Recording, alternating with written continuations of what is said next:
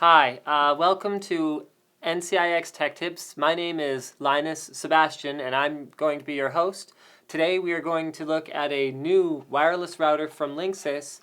This is the new WRT 54G. Linus! You have to come back with me! Back where? Back to the future!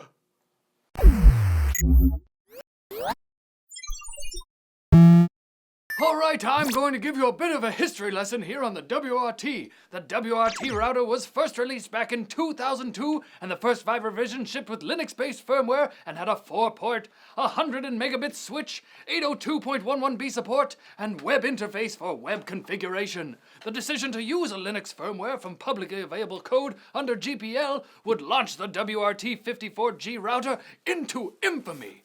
Under that license, Linksys were required to release their source code, which enabled other developers to create their own versions of the software. In January 2004, the first version of OpenWRT was released. This started it all, and would spawn over 24 additional firmwares. The most prominent ones being DDWRT, Tomato, and OpenWRT. These firmwares would add functionality not commonly found on consumer routers, including signal boost, mesh networking, hotspot dashboards, additional wireless security, WDS, IP tunneling, full USB control, OpenVPN, dynamic DNS, SNMP, wake on LAN, usage meters, and many more.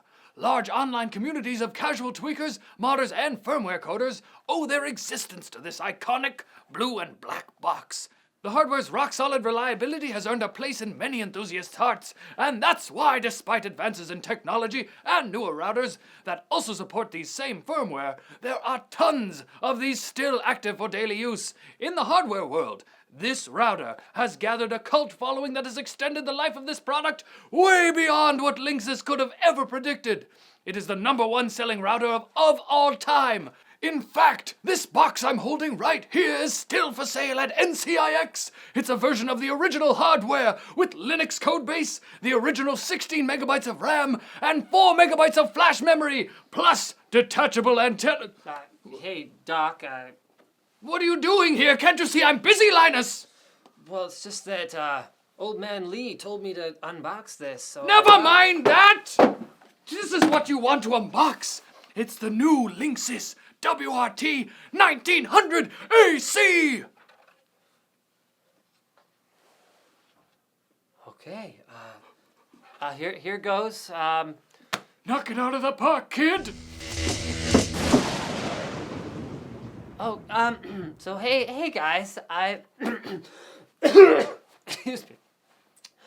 Alright guys, welcome to the proper part of this NCIX Tech Tips. This right here is Linksys's hot new Stallion hardware. I mean, Stallions have hardware, so it's both of those things. If you own one of these, then you are going to be excited because this is going to rock your 4-antenna world. You are not going to have to do with just wireless G anymore. As much fun as it was to be a G, wouldn't you rather be an AC? Linksys gathered as many of the original WRT team as they could together and wanted to go back to the roots of the WRT concept. Lots of love went into creating the router, recreating the router that really put them on the map while giving the WRT some modern touches. The new WRT comes packing with dual band wireless AC with speeds up to 1300 megabit per second on AC and 600 megabit per second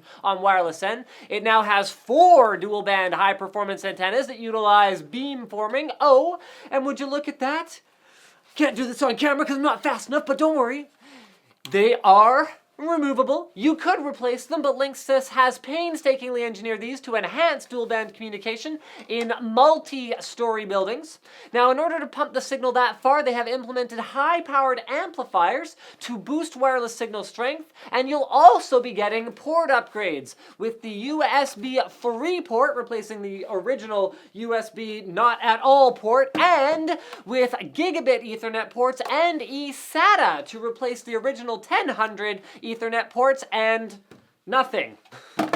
Now, I really like this, as the eSATA port can utilize native disk transfer advantages, while the USB port is free to use for storage or whatever else you might want to do with it. And we've seen some very creative uses on the USB port that was present on the original WRT, but is not present on the newer versions. And that is what is so exciting about this router. No compromises. Linksys wants you to hack it. They want you to tear it down. They've been saying since the announcement that they can't wait to see what the community can do with this thing once they get a hold of it. And frankly, I can't wait either. A dual-core 1.2 gigahertz processor in here handles all that network traffic and whatever other custom scripts or code you want to run. Paired up with 256 megs of RAM and 128 megs of ROM, it is going to be a pretty beefy little Linux-capable machine. That is a lot of headroom for the community to work with. And of course, if you're not looking to mod your router, Linksys has you covered there. They have their smart Wi-Fi software preloaded that allows granular control of the connected devices. There is guest access, individual device website access controls, granular bandwidth usage graphs, and much, much more. Stay tuned, guys, because in another video where you won't have to sit through that sketch at the beginning, we are going to demonstrate the built-in software in more detail, as well as show you how to flash this bad boy with alternate OpenWRT firmware. Thanks, guys, for watching. Don't forget to subscribe for more videos like this. Well, I mean, not exactly like this, but more videos from NCIX at any rate. And also comment below and tell us your experience with the WRT router. Do you own one? Do you still own one? Do you have a version 1 from 11 years ago? Are you super afraid of what Christopher Keys Lloyd over here is gonna do as soon as I'm done with the script? Honestly, I'd really love to hear all of your stories, and thanks, guys, very much for watching. Good job, Linus! That was great!